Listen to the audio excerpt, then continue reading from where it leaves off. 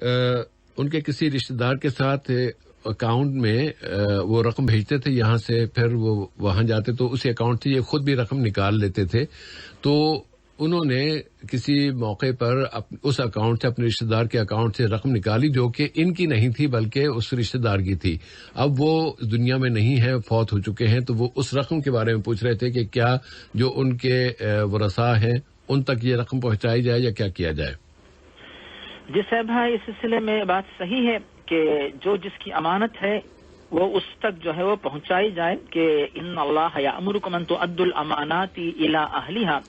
کہ اللہ تعالیٰ کا حکم ہے کہ جس کی جو امانت ہے، جو صاحب حق ہے، صاحب امانت ہے، وہ اس امانت کا جو مالک ہے اس تک جو ہے امانت پہنچا دی جائے. اگر وہ صاحب بقید حیات رہتے تو پھر ان تک پہنچانا ضروری ہوتا. اور دوسری بات صاحب ہے جو صحیح مسلم میں حضرت عبداللہ بن عمر سے جو حدیث مروی ہے، پیارے نبی صلی اللہ علیہ وسلم واضح فرماتے ہیں کہ یغفر للشہید کل ذنب الا الدین، کہ اگر کوئی بندہ شہید بھی ہو جائے اس کے تمام گناہ معاف ہو سکتے ہیں سوائے قرض کے. تو اس طریقے سے موصوف جو ہے اب قرض یعنی مقروض بن چکے ہیں، اور جو صاحب دنیا سے جا چکے وہ جو ہے قرض خواہ، یعنی انہوں نے ان کو گویا کہ قرض دیا ہوا ہے. اور قرض دینے والا اگر دنیا میں موجود نہ ہو، ایسی صورت میں اور اگر وہ دنیا میں رہتے تب بھی ان کا مال ان کے ورثاء کو ملتا. اب وہ دنیا سے جا چکے ہیں تو جو کچھ مال جو ہے ان کو ملنا چاہیے اس مرحوم یا میت کو، وہ ان کے ورثاء کو دیا جائے گا. تو ان کے جو ورثاء میں جو ذمہ دار حضرات ہوتے ہیں جی،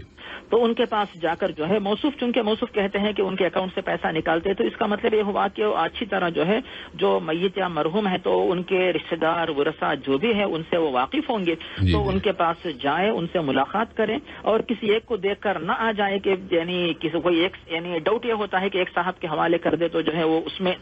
آگے پیچھے کچھ کمی اپنی جیب میں ڈال دے اور وہ خاموش ہو جائے. جی سر بھائی، تو یہ اندیشہ بہت زیادہ، مال کو دیکھ کر انسان کا دل جو ہے تبدیل ہونے کا بہت اندیشہ رہتا ہے. تو کہیں ایسا نہ ہو کہ مال جیب میں ڈال پھر سوچے کہ بعد میں توبہ کر لوں گا، کون دیکھ رہا ہے، نعوذ باللہ، اسی غلط فہمی جو ہے نہ ہو جائے. تو اسی لیے جو ہے یہ بات ضروری ہے کہ وہ کسی ایک وارث کا حق نہیں بلکہ پورے جتنے ورثاء ان سب کا حق ہے. تو گھر میں بیٹھ کر جو ہے یہ نہ کہے کہ میں مال لا رہا ہوں، بلکہ کچھ اہم کام سے جو ہے میں ملاقات کے لیے آ رہا ہوں، تمام رشتے دار جو گھر پہ موجود رہے، بلکہ زیادہ سے زیادہ 3-4 افراد، تو ان کے درمیان میں بیٹھ کر جو ہے وہ جو امانت موصوف نے جو نکالی ہے، لی ہے ان سے، تو وہ لے جا کر ان کے حوالے کر دیں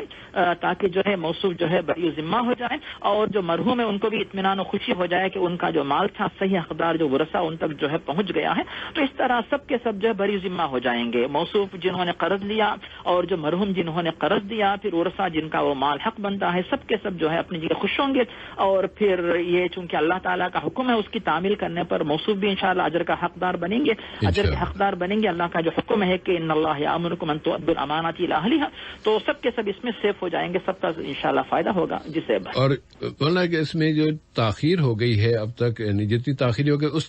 اس کو پیش نظر رکھتے ہوئے اپنی طرف سے